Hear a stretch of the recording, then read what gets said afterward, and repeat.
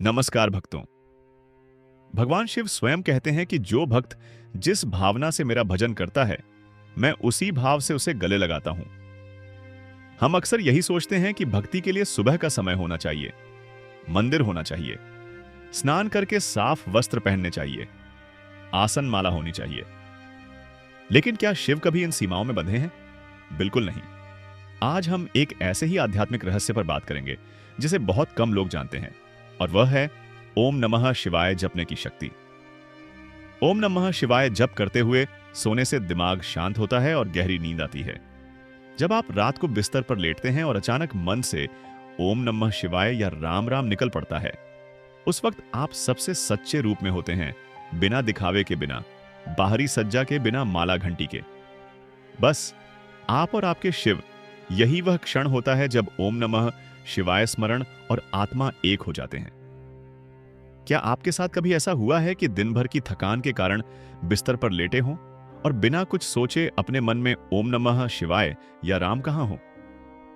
बिना किसी योजना के, बिना माला या मंत्रों के, बस ऐसे ही दिल की गहराई से निकली एक पुकार।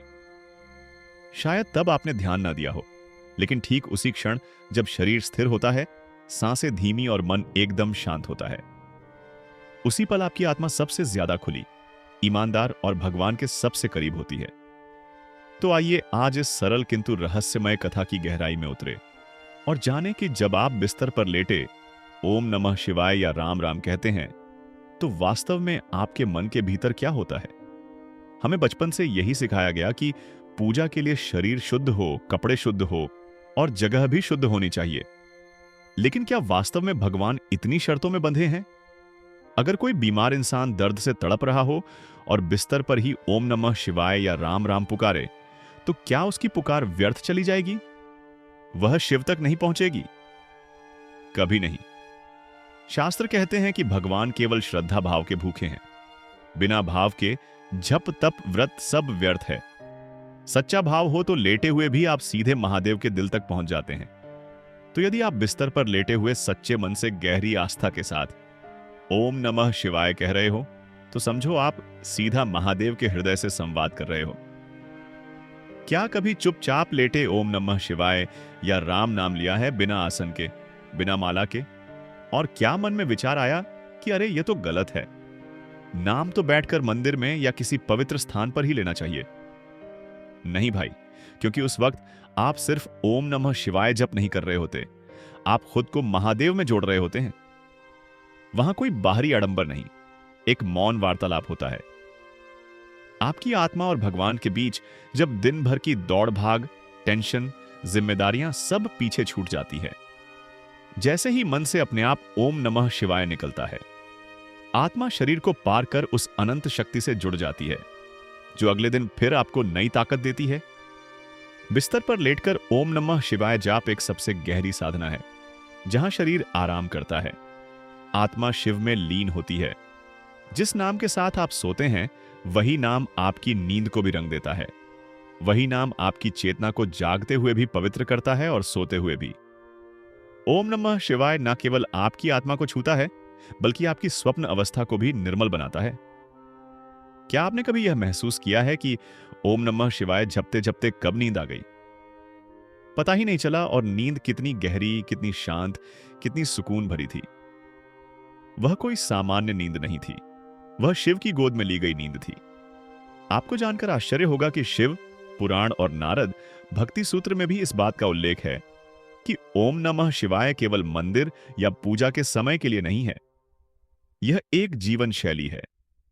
ओम नमः शिवाय का स्मरण कहीं भी किसी भी अवस्था में किया जा सकता है, लेटे हुए, बैठे हुए, चलते हुए, यहां तक कि सांस लेते हुए भी। रामचरितमानस में एक स्थान पर तुलसीदास जी कहते हैं कि जो भक्त जिस भावना से भगवान का भजन करता है, वह उसको उसी रूप में स्वीकार करते हैं। बिस्तर पर लेटकर जब कोई ओम नमः शिवाय जपता है, तो सबसे पहले उसका मन शांत होता है, विचारों का शोर थमता है, सांसें धीमी होती हैं, शरीर डीला पड़ता है और एक पल ऐसा आता है आप शिव में समा जाते हैं। कई साधकों को उस वक्त आंखों के सामने दिव्य प्रकाश दिखाई देता है, कानों में मधुर घंटियों की आवाज गूंजती है, तो यह संकेत है कि ओम नमः शिवाय की तरंगे भीतर सोई शक्तियों को जगा रही है। सोते समय ओम नमः शिवाय जपने से नींद में भी पुण्य अर्जित होता है और मृत्यु के समय भी वही संस्कार जागृत होता है, जिससे अंतकाल में भी शिव या राम का नाम स्मरण में आता है, जो आत्मा को सीधे परमात्मा से जोड़ता है। कई लोग सोचते हैं कि लेटे ओम नमः शिवाय जपना अपवित्र तो नहीं है, शरीर शुद्ध नहीं होता और स्थिति आराम की होती है। लेकिन सच्चाई यह है कि ओम नमः शिवाय किसी अवस्था का मोहताज नहीं है। ओम नमः शिवाय वह मंत्र है जो अपवित्रता को पवित्रता में बदल देता है। शिव पुराण में लिखा है कि 10 दिशाओं में ओम नमः शिवाय से मंगल फैलता है। फिर वह जब कहीं भी क्यों ना हो, जब मृत्यु का समय आता है और शरीर असहाय हो जाता है, उस समय केवल एक ही साधन शेष रहता है, ओम नमः शिवाय या राम नाम।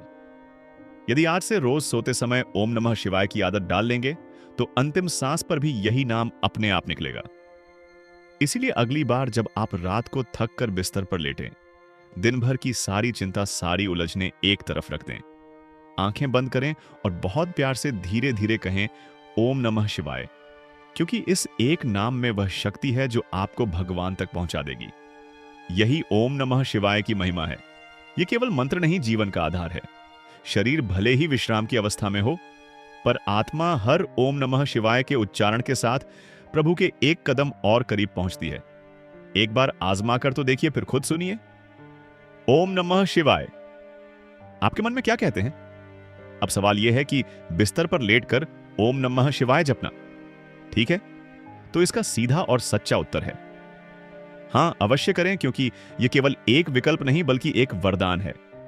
उस समय के लिए जब आपका शरीर थका हो या आप किसी कारणवश बैठकर जाप ना कर पा रहे हो, ऐसे में यदि आप लेटे हुए भी सच्चे भाव से लिया एक ओम नमः शिवाय भी आपको उस ऊंचाई पर ले जाता है जहां केवल आपकी भावनाएं ही मार्गदर्शक होती हैं। आप यह मत सोचिए कि लेटकर नाम लेने से पुण्य कम हो जाएगा। भगवान उन बातों पर ध्यान नहीं देते। वह केवल आपका भाव, आपकी पवित्रता और आपकी श्रद्धा देखते हैं। इसीलिए आज से हर रात बिस्तर पर लेटते ही, चाहे सोने से पहले हो या रात में नींद टूटे, बस शांत होकर अपने मन में कहें ओम नमः शिवाय, ओम नमः शिवाय। धीरे धीरे यह आदत आपकी आत्मा का स्वभाव बन जाएगी और अंतिम यात्रा में भी यही नाम आपको परम शांति की ओर ले जाएगा। इसलिए ओम नमः शिवाय। शिवाय को कभी ना छोड़ें, क्योंकि यही एक नाम है जो हर हाल में, हर जन्म में आपके साथ रहेगा। उम्मीद करते हैं यह प्रसंग आपको पसंद आया हो। यदि हां तो वीडियो को लाइक करें, शेयर करें और चैनल को सब्सक्राइब करें। मिलते हैं अगले वीडियो में ऐसे ही किसी रोचक तथ्य के साथ। तब तक के लिए नमस्कार भक्तों। हर हर महादेव।